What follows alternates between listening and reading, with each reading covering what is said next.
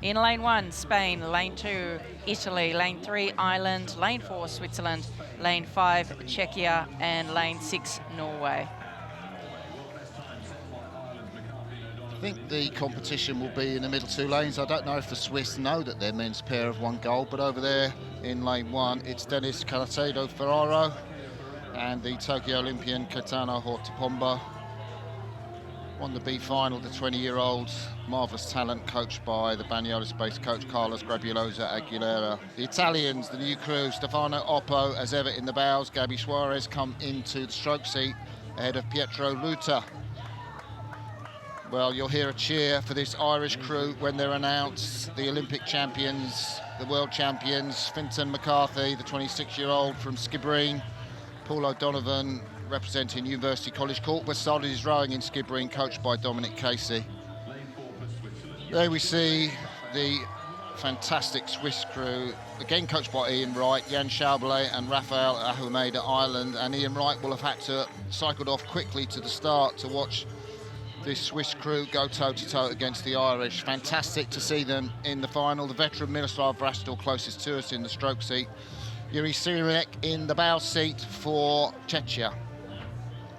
And out here in lane 6, they've done a marvellous job to qualify for the Paris Olympics. Lars Bienska and Asgjald Thum in the stroke seats. Former Oxford Brooks oarsman, coached by Mark Emke, who is the Norwegian chief coach. So here we go. Unsurprisingly, all the crews getting smoothly away. We wouldn't be surprised to see very high rates, up into about 50 strokes a minute, as we see this crew from Ireland, the big favourites, getting away. And it's, as you can see, pretty close across the field. Well, we are going to hear some noise from the supporters. The Irish in the centre of the field. Next to them are the Swiss. Both are very much hot favourites to medal in this race. I would think that most of the punters would have gone with the Irish, but anything can happen, as we've already seen in the races so far today, with a number of upsets.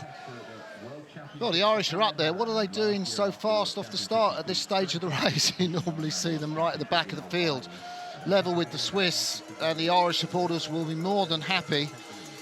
Very brave, isn't he, Miroslav Vrastil, to go out that quickly. The veteran Czech Ironman triathlete. Yeah, talking about the crew from Czechia over here.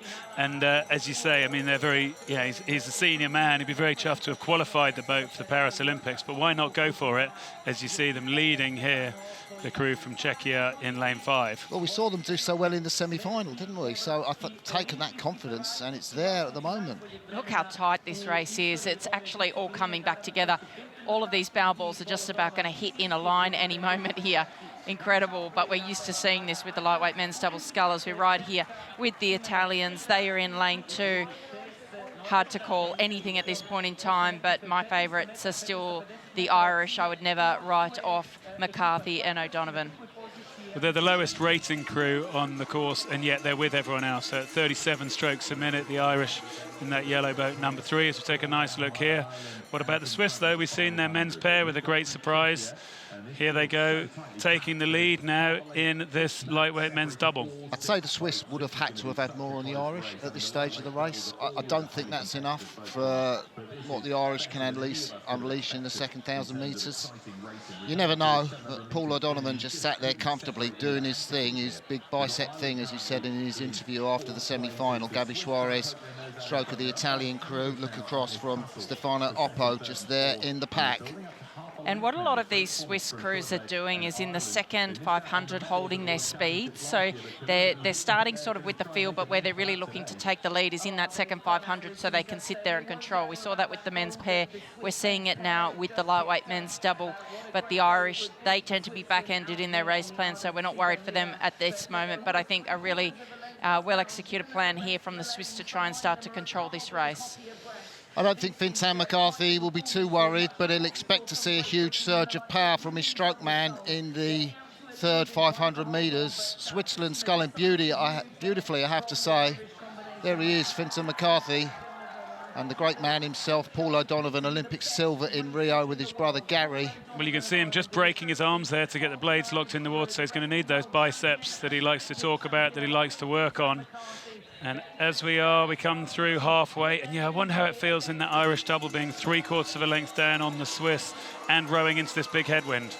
Yeah, that's another good question. They've done that big training in Banyoles that Dominic Casey puts them through, at repetitions that they always do. Learnt a lot from the great Tor Nielsen, who is watching this. I know Tor Nielsen is not very well at the moment, but that great rowing coach, if you're watching this back home in Norway, we hope you're enjoying this World Rowing production. Switzerland lead in the lightweight men's doubles final. Well, we're coming up to the 1250 metre mark. If the Irish want to go, they're going to have to do it now. They are moving at about the same speed as the Swiss, who are exchanging blows here, but the Swiss still with a race lead and almost an identical race profile, it appears, as their men's pair that took the World Championship just a couple of races ago. Well, the Swiss are looking a little bit smoother as they ease their way boat through the water, but I think the Irish are looking a little bit more aggressive, and with that they're starting to move back and just ease their way up. They're only now about half a length behind this Swiss double, and I think the Irish are on the move. Yeah, the Irish are on the move. The question is going to be, will they hang on in the last 250? They didn't in Lucerne. The French got through them. Well, I love the way they're using their body lean. The Swiss look kind of quiet in their bodies. The Irish are really levering back against their hips, and that's helping them get through. But look at what's happened here. The Irish, it's like they decided that they were going to take this race, and here they go. But here comes Italy as well. Italy now, I think, in third place, and they will be looking to get themselves up into this race for the medals as well. Brestel and Simonek there from Czechia, and Ireland now have a deck lead over the Swiss. Italy in third place. Well, it'll be remarkable to see the Swiss turn this around now and come back on the Irish. I'm sure they'll try to do that. But as you said, Sarah, we look at the Italian double of Gabby Soers and Stefano Oppo, and they're the ones on the move now, I think, putting some pressure on to press for that silver medal. There's a big ask to take Ruta out of the Italian double and put Suarez in. It might be justified by this result. There he goes. Paul O'Donovan, Fintan McCarthy, what a bow man to have, but the Swiss are still there, Greg. Swiss are still there. It's half a length, still anyone's race. Let's see how we go. The Irish going to hit those red boys with 250 to go. Here go the Irish. They've turned around almost a length in the last couple of 100 metres. And here come the Italians. The Italians up at 42 strokes per minute. They are the fastest moving boat on the course. Are the Irish going to be able to hold off the fast charge coming from the Italians, who might even get themselves up to silver? And can they challenge for gold? Well, here come the Italians on the far side. Czechia in front of us. I don't think they're going to challenge for the medals, but it's Ireland out in front, coming down here about 100 metres to the line. Ireland with the crew from Switzerland, half a length behind them, and Italy pushing on hard for the silver. And they'll be lining up the pints in the corner bar in Skibbereen, watching this race. The guys in the west of Ireland see the Irish lightweight men's double take another gold medal. Paul O'Donovan and Fintan McCarthy. Switzerland hang on for the silver medal from the charging Italians. Another medal for Ian Wright's Swiss squad. Oppo and Suarez justify that reselection in third place. And claps from Fintan McCarthy. We will see who got the fourth, fifth and sixth places. Well, the Swiss were brave, weren't they? Went out there early, like their men's pair, tried to get control, but you can't control this Irish pairing of O'Donovan and McCarthy. And when it came to their last 500 or their last 750, they just turned on the speed and came through. Yeah, I think it was just that margin that the Swiss, took. Great in... Well, you said it earlier, you said, I don't think the Swiss have got enough here to hold the Irish in the second half, and you're absolutely right, Martin. I thought it was a great race from the Italians. We weren't speaking about them for much of it because they weren't in the picture, and then they really flew through in that third quarter to take the bronze medal.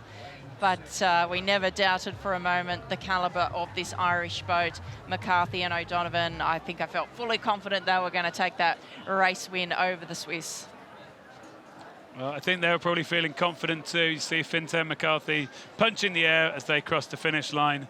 They used their bodies well. They levered their boat along, and they levered it to that gold medal ahead of the double from Switzerland and from Italy.